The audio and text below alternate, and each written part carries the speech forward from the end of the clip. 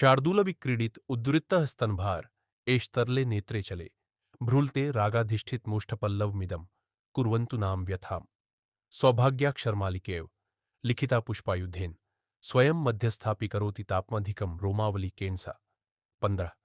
तेरे गोल गोल उठे हुए भारी वक्ष, चंचल नेत्र, चप्पल भौह लता और रागपूर्ण नवीन पत्तों सदृश सुर्ख होंठ अगर रसियों के शरीर में वेदना करें तो कर सकते हैं, पर यह समझ में नहीं आता कि कामदेव के निज हाथों से लिखी सौभाग्य की पंक्ति सी रोमावली मध्यस्थ होने पर भी क्यों चित्त को संतप्त करती है। अनुष्टुप गुरुना स्तन भारेण मुखचंद्रेण भास्वता शनैश्चराभ्याम पादाभ्याम रेजे ग्रहमयीव सा 16। अर्थ वह स्त्री गुरु स्तन भार से भास्कर के सामान प्रकाशमान मुखचंद्र से और शनैश्वर के सदृश मंदगामी दोनों चरणों से गृहमयी सी मालूम होती है। हे चित्त, उस स्त्री के पुष्ट स्तनों, मनोहर जांघों और सुंदर मुख को देखकर वृथा क्यों व्याकुल होते हो।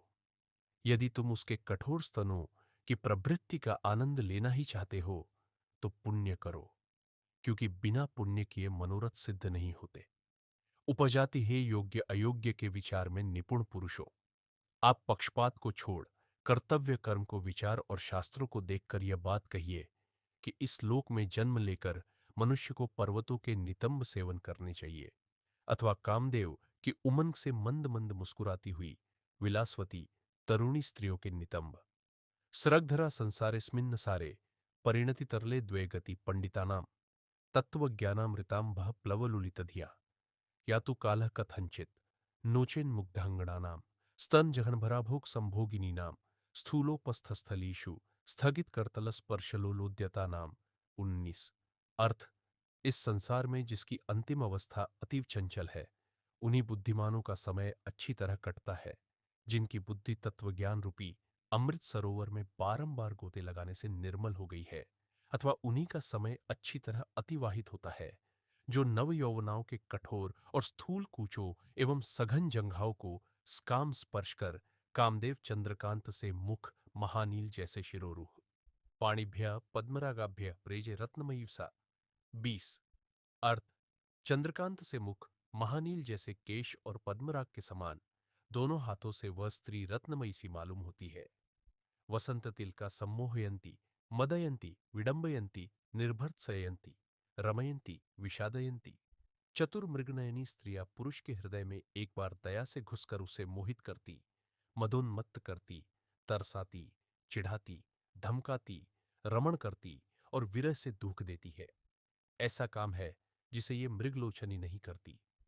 उपजाति विश्रम्य विश्रम्य वंद्रुमाणाम छायासु तन्वी विचचार काचित स्तनोत्तरीयण करोद्धृतेन निवारयन्ति शशिनो मयूकान 22।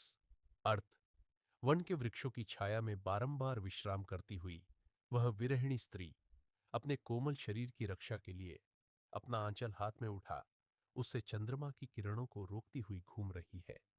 उपजातीय दर्शने दर्शन मात्र कामा दृष्ट्वा परिष्वंग सुखैकलोलाः आलिंगिताया पुनरायताक्ष्या आशास्महे विग्रहयोर्भेदम 22। अर्थ जब तक हम विशाल नयनी कामिनी को नहीं देखते तब तक तो उसे देखने ही की इच्छा रहती है।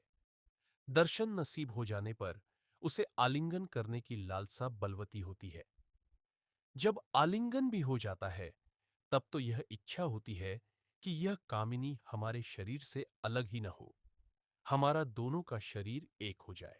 वसंत तिलका मत्ते भकुंभ परिणाहिनी कुंकुमार्द्रे कांता पयोधर तटे रस खेदखिन्नः वक्षो निधाय भुज पंजर मध्यवर्ती धन्य क्षपाम क्षपयति क्षणलब्ध निद्रः 99।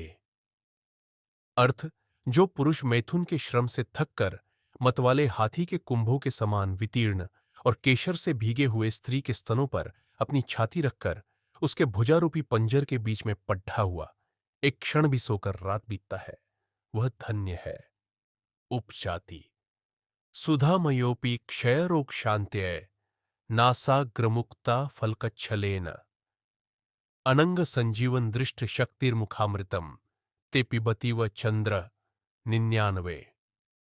अर्थ हे प्यारी, ये चंद्रमा अमृतमय अतएव काम चैतन्य करने वाला होने पर भी अपने क्षय रोग की शांति के लिए नाक के अगले हिस्से में लटकते हुए मोती के मिस्से तेरे अधरामृत को पी रहा है। मालिनी। दिशः वनहरिणीभ्यः स्निग्धवंशच्छविना कवलमुपलकोटिच्छिन्नमूलम् कुशाणाम् शुकयुवतिकपोला पाण्डु ताम्बूलवल्ली दलमरूणनखाग्रये पाटितं वा वधूभ्यः सौ।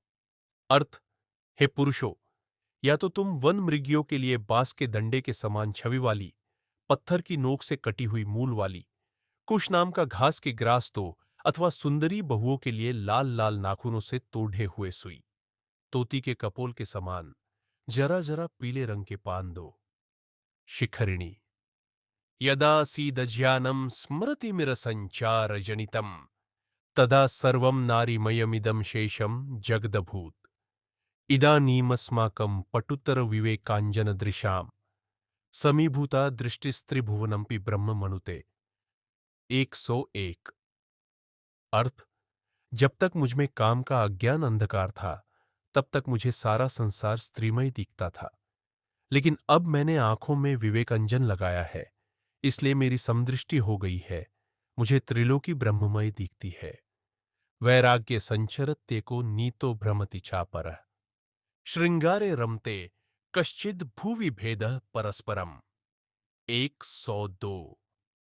अर्थ, कोई वैराग्य को पसंद करता है, कोई नीति में मस्त रहता है और कोई श्रृंगार में मग्न रहता है। इस भूतल पर मनुष्यों में परस्पर इच्छाओं का भेदाभेद है। यद्यस्य नास्ति रुचिरम तस्मिंस्तस्य स्पृहा मनोज्ञेऽपि रमणीयेऽपि सुधांशो न मनः कामः सरोजिन्या। 103। अर्थ, जिसकी जिस चीज में रुचि नहीं होती, वह चाहे जैसी सुंदर क्यों न हो, उसे वह अच्छी नहीं लगती। चंद्रमा सुंदर है, परंतु कमलिनी उसे नहीं चाहती। इति श्रृंगार शतकम। आगे पढ़े। भर्तृहरि विरचितम शतकत्रय नीति शतकम।